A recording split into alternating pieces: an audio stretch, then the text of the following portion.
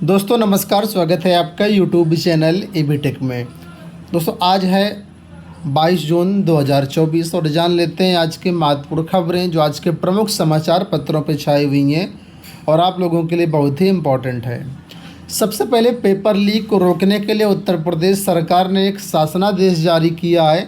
इस शासनादेश के माध्यम से सरकार का कहना है कि हम फुल प्रूफ इंतज़ाम कर रहे हैं, अब कोई भी पेपर लीक होने की गुंजाइश नहीं रहेगी और अगर ऐसी कोई गुंजाइश होती है तो कड़ी कार्रवाई होगी। फ़िलहाल इसका शासनादेश परसों जारी किया गया था और कल इसकी पीडीएफ भी आ चुकी है। ठीक है, ये पीडीएफ आपको हमारे टेलीग्राम पर मिल जाएगी। फिलहाल समाचार पत्रों में क्या दिया गया उसके बारे में थोड़ा सा जानकारी कर लेते हैं। तो यहाँ पर देखिए कि परीक्षा कराने में 4 अलग अलग एजेंसी की ली जाएगी मदद। ठीक है, और भी कई सारे बदलाव हैं तो इनको देखते हैं। लिखा कि प्रदेश में प्रतियोगी परीक्षाओं के लिए फुल प्रूफ इंतजाम किए गए हैं। इस संबंध में शासनादेश जारी कर दिया गया है। प्रश्न पत्र संबंधी अलग अलग कार्यों के लिए 4 अलग अलग एजेंसियों को जिम्मेदारी दी जाएगी। सरकारी या वित्त पोषित शिक्षण संस्थान ही परीक्षा केंद्र बनेंगे। 5 लाख से ज़्यादा परीक्षार्थी होने पर 2 चरणों में परीक्षा होगी। ठीक है, इसके बारे में पहले भी समाचार पत्रों में जैसे मैंने बताया कि आ चुका है और यहाँ पर उसी तरीके से अब सरकार ने कुछ जो है महत्वपूर्ण बदलाव किए गए। अब 4 एजेंसियाँ आएंगी। तो सबसे मुझे लगता है जो यहाँ पर कॉम्प्लिकेशन आएगा कि कई बार ऐसा होता है कि परीक्षा कराने के लिए एक एजेंसी को ढूंढने में साल 2 साल लग जाते हैं। फिर 4 अलग अलग एजेंसी कहाँ से ढूंढेंगे? मुझे लगता है इसमें पंचवर्षीय योजना कहीं ना बना दें, एजेंसी ही नहीं मिलेगी। एक एग्जाम्पल हाल का बताता हूँ, अभी देखिएगा। उत्तर प्रदेश सिपाही भर्ती 60,000 जो जिसमें पद आए हैं, ये करीब 2 साल से आ रही थी भर्ती और हर बार टेंडर जारी हो रहा था। टेंडर जारी होने के बाद निविदा आ रही थी, लेकिन बाद में पता चला कि निविदा एक ही कंपनी ने डाली है और इसलिए उसको कैंसिल कर दिया जाता था। मतलब कोई इस तरीके से मतलब आयोग की टर्म्स कंडीशंस होती हैं शुचितापूर्ण परीक्षा कराने के लिए कि जल्दी से कोई एजेंसी फॉल ही नहीं करती उस कैटेगरी के अंतर्गत। 1-2 एजेंसी फॉल करती हैं तो उन्हीं को वहाँ पर परीक्षा कराने की जिम्मेदारी दे दी जाती है। फिर 4 अलग अलग एजेंसी को मुझे लगता है काम देने में काफ़ी समय लग जाएगा। ठीक है, दूसरी बात, जब एक एजेंसी थी तो परीक्षा लीक नहीं रुकते थे। 4 एजेंसी से जब मैन पावर बढ़ेगा तो मुझे लगता है कहीं ना कहीं पेपर लीक होने की संभावना और बढ़ जाएगी। ठीक है, तो आपको इसके बारे में क्या लगता है? आप लोग अपने विचार बताइएगा। लेकिन हाँ, अगर ये सारी चीज़ें बिल्कुल सही से होती हैं तो बहुत अच्छी बात होगी। एजेंसियों का क्या काम रहेगा, कौन सी एजेंसी क्या काम करेगी, इसके लिए कल हमने डिटेल वीडियो बनाया था, तो आप उसको देख सकते हैं। ठीक है, बात कर लेते हैं सेंट्रल गवर्नमेंट की जो परीक्षाएं होती हैं उसमें क्या नियम है। तो यहाँ पर देखिए, हाल ही में आप जानते हैं एनटीए में नीट जो पेपर लीक मामला है, जो नेट पेपर लीक मामला है, इसमें काफ़ी सारा विवाद रहा। नेट परीक्षा तो खैर स्थगित कर दी, कैंसिल कर दी गई है।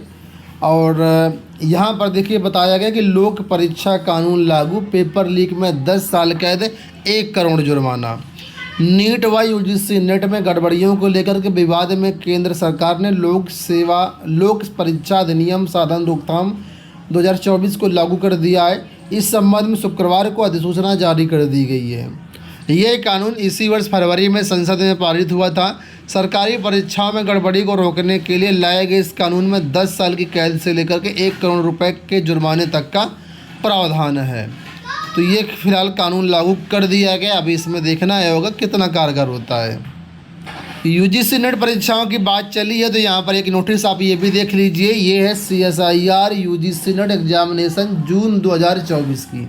21 जून को कल ये नोटिस जारी कर दी गई है। और आप लोग जानते हैं यूजीसी नेट की परीक्षाएं हो गई थी, CSIR नेट की परीक्षाएं होनी थी। उसके बारे में कहा गया है कि यहाँ पर देखिए कि जो CSIR नेट की परीक्षाएं होनी थी, जो कि 25 जून से 27 जून के बीच परीक्षाएं होनी थी, इनको फ़िलहाल पोस्टपोन्ड कर दिया गया है। ठीक है, इनको पोस्टपोन कर दिया गया। तो जो ये अभ्यर्थी हैं CSIR नेट वाले, आप लोग देख लीजिए, नई डेट फिलहाल अभी जारी नहीं की गई है। और NTA ने कहा है कि आप लोग ऑफिशियल वेबसाइट को विजिट करते रहें, सारी जानकारी वहाँ पर आपको ससमय दे दी जाएगी। तो फिलहाल ये एग्ज़ाम पोस्टपोन्ड हो चुके हैं।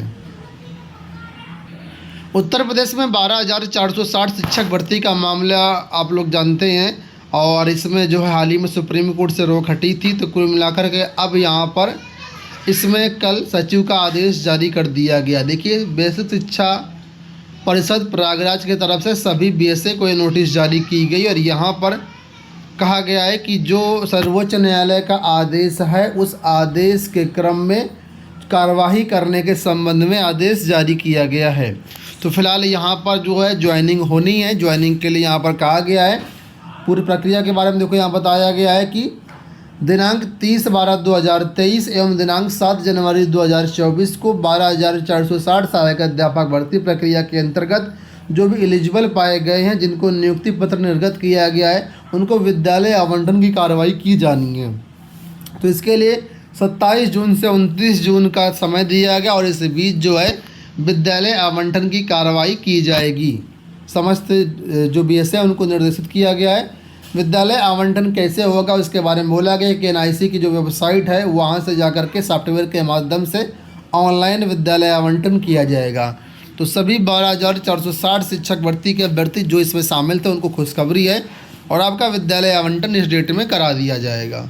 चलिए बात करते हैं हम लोग अगली अपडेट के बारे में। तो यहाँ पर देखिए एक अपडेट, आपको हंसी आएगी यहाँ पर थोड़ा सा। लिखा है, नए आयोग ने काम कुछ भी नहीं किया लेकिन वेतन बढ़ाने का दे दिया प्रस्ताव। नवगठित उत्तर प्रदेश शिक्षा सेवा चयन आयोग के हालात भी अजीबोगरीब चल रही हैं।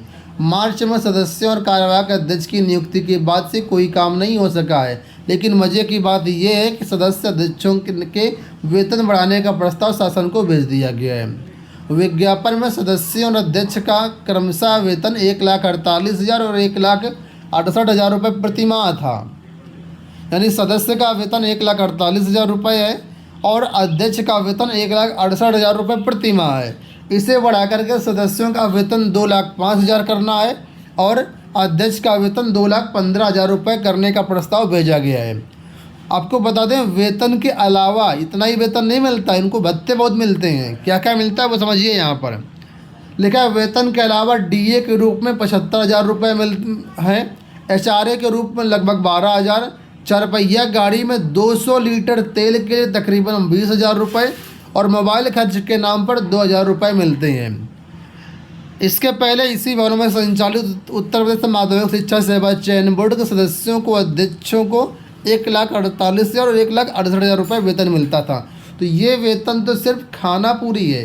इसके अलावा देखिए यहाँ पर कितना एक्स्ट्रा पैसा मिलता है। 75,000 रुपये DA का हो गया, HRA का हो गया, 200 लीटर तेल मिलता है इनको, जबकि जाना कहाँ है, ऑफिस से घर, मतलब वहाँ उतना ही केवल। 1.5 महीने बाद ही बैठक के मिनट्स जारी नहीं किए गए, लेकिन हाँ इनको वेतन चाहिए। अभ्यर्थियों को एक भी कोई हित का काम नहीं हुआ, लेकिन हाँ इनको वेतन चाहिए। तो क्यों मिला करके वेतन सरकार देने के लिए सरकार को प्रस्ताव गया है। यहाँ देखिए नीट परीक्षा, नीट काउंसलिंग को लेकर के अपडेट है कि नीट काउंसलिंग पर रोक से कोर्ट का फिर इनकार। शीर्ष अदालत ने केंद्र और NTA को नोटिस जारी करके जवाब मांगा है। तो सुप्रीम कोर्ट ने शुक्रवार को एक बार फिर नीट UG 2024 के लिए 6 जुलाई से होने वाली काउंसलिंग टालने से इनकार कर दिया है। शीर्ष अदालत ने कहा कि काउंसलिंग एक प्रक्रिया है, ऐसा नहीं कि एक बार खुली और बंद हो गई। तो कुल मिलाकर के जो है सुप्रीम कोर्ट ने काउंसलिंग रोकने से इनकार कर दिया है। ALP भर्तियों से जुड़ी हुई महत्वपूर्ण अपडेट यहाँ पर है कि सहायक लोको पायलट की रिक्तियाँ 3 गुनी हुई। रेलवे भर्ती बोर्ड जल्द ही सहायक लोको पायलट के 18,799 पदों पर भर्ती करेगा। भर्ती एक सप्ताह में पूरी की जानी है। पहले 5,676 रिक्तियाँ निकाली गई थीं। RRB के अनुसार रिक्तियाँ बढ़ाकर के सबसे अधिक 3,873 दक्षिण पूर्व मध्य रेलवे की गई हैं। इसी तरह दक्षिण मध्य रेलवे के लिए 1949 पद हैं और मध्य रेलवे के 1783 पद हैं, मतलब बढ़ा दिए गए हैं। रेलवे के इस फैसले से ओवर ड्यूटी कर रहे ड्राइवरों का बोझ कम होगा, जिससे रेलवे परिचालन के दौरान मानवीय चूक में कमी आएगी। रेलवे बोर्ड के निदेशक स्थापना विद्याधर शर्मा ने इससे जुड़ा हुआ आदेश जारी किया है। ये भर्तियाँ इंडियन रेलवे भर्ती प्रबंधन व्यवस्था रेलवे भर्ती बोर्ड बेंगलुरु की मदद से की जानी है। बता दें कि रेलवे में काफ़ी समय से ड्राइवरों की भर्ती नहीं की गई है। तो यहाँ पर ये जो है भर्तियाँ ALP की आ चुकी हैं, आप लोग इसमें आवेदन कर सकते हैं। तो दोस्तों ये हो गई आज की सारी सूचनाएं। उम्मीद करेंगे वीडियो आपको पसंद आया होगा। इसी तरह के अपडेट्स के लिए आप लोग चैनल को सब्सक्राइब कर लीजिए। ये सभी न्यूज़ आप हमारे टेलीग्राम चैनल से डाउनलोड कर सकते हैं, लिंक डिस्क्रिप्शन बॉक्स में दिया गया है। इस वीडियो में इतना ही, धन्यवाद।